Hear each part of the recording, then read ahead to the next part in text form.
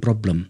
Maka yang sebenarnya ingin kita diskusikan ini dan kita dengarkan Pak Prof adalah kira-kira formula seperti apa tawaran kalau memang undang-undang akan dibuat nantinya direvisi, formula seperti apa agar kemudian kita menemukan anggota DPR yang seperti yang kita bayangkan.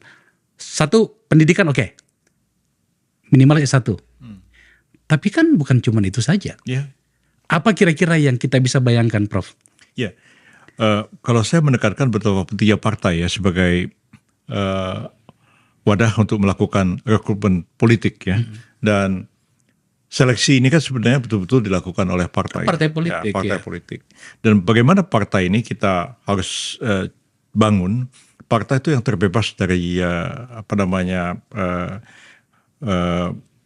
oligarki kepartaian ya, dan juga terbebaskan dari semacam dalam tanda kutip kayak monolitik begitu. Dia betul-betul sebuah partai yang kita harapkan demokratis dan memberikan kesempatan kepada semua untuk menjadi calon-calon anggota legislatif itu. Dan ini saya kira memang harus diatur lebih detail dari undang-undang. Saya ingat tuh misalnya tahun 99 yang lalu, itu ada partai itu yang kayak menggunakan merit system dalam merekrut anggota-anggotanya sendiri sebagai calon. Berapa lama dia menjadi anggota, berapa sistem pengkaderannya, kemudian pengabdian dia, segala macam itu diskor.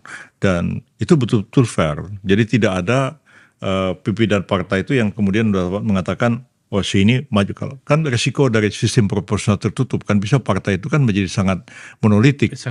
Tapi dengan satu mekanisme seperti itu, scoring keanggotaan itu kan dia menjadi terbuka. Jadi terbuka dan tidak otomatis partai itu menjadi oligarkis dan mencerminkan kepentingan-kepentingan dari ketua umum atau elit partai itu sendiri.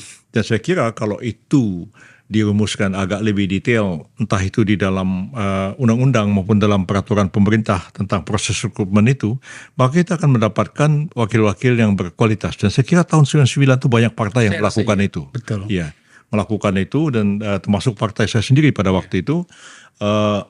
Terjadi juga misalnya abang saya itu mau dicalonkan, tapi ketika diskor nggak masuk dia, ya kita bilang apa boleh buat begitu. Dan